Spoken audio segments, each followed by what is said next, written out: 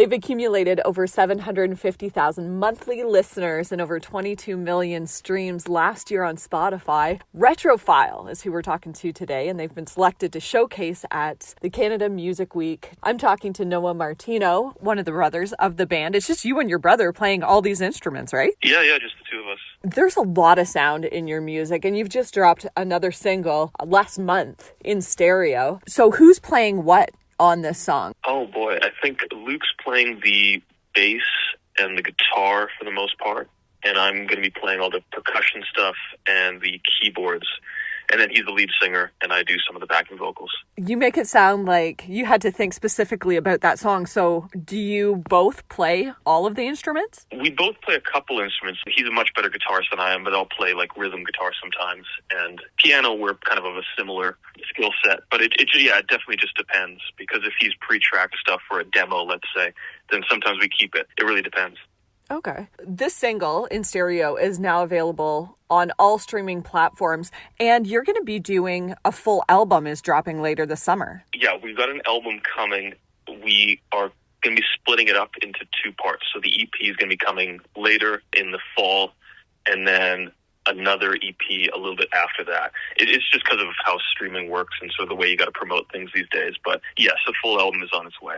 Is it called Volume 1? Oh, yes. So Volume 1 is our compilation of older material. Oh, okay. And that's a physical vinyl pressing that we're doing. That we're very excited about as well. So that's coming pretty soon. We're shipping those off in the summer. And then this new album that's coming out, we actually don't have a name for it yet. We're still working on that, but that's coming shortly. Yeah, it looks really great, and you can pre-order it on your website. Yes, yeah, although get on that if you're listening, because I think we've pre-sold about 80% of it, so. Oh, wow. Going back to all the instruments being played, vocals, backup vocals, how does that translate for a live show? You guys were doing live shows and selling out in 2019, just 2 years after you came onto the scene. Yeah, live we've sort of played around with a couple of different things. I think we'd love to play with a live band and sort of rehearse that way, but that always comes with a cost and sort of a lot of detail work of trying to move people around. At the moment, we're rolling with myself on drums and backing vocals,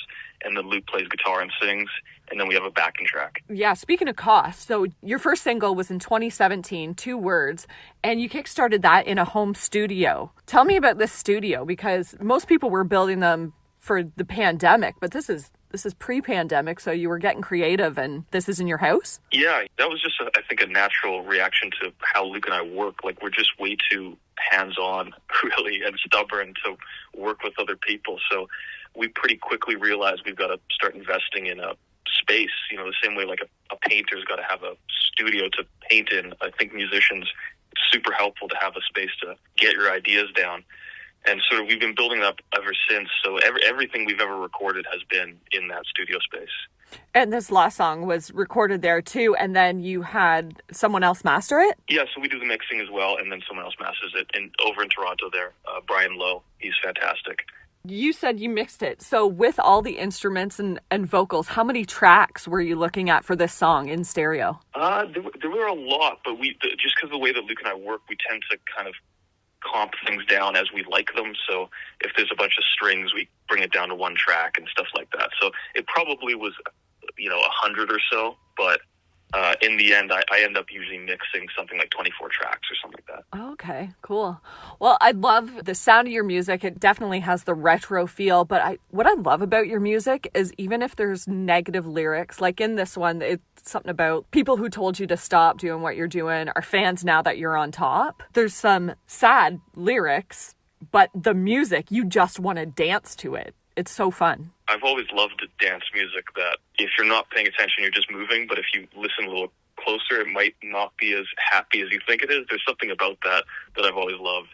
Just flipping those ideas in there. In 2019, you were playing sold-out shows. Do you have any shows lined up for the summer? Yeah, we just played a show in our hometown, Edmonton, sold that out on the last day, which is really exciting. And then, playing over in CMW in Toronto. Going to be playing Calgary pretty soon. And at the moment, fingers crossed, we're trying to get things organized for a UK tour in the fall. We'll see how that all comes together. Awesome. Have you guys ever played Canada Music Week before? No, this will be the first time. It's from June 5th to 10th or something like that. But I think the shows are from the 8th to 10th, I believe.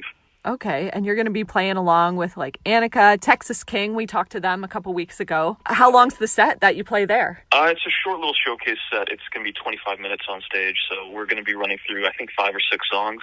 In stereo will be played, and then we've got a new song actually coming out in June that will be debuting there as well. Can you tell me what it's called? It is called Broke Generation. Okay.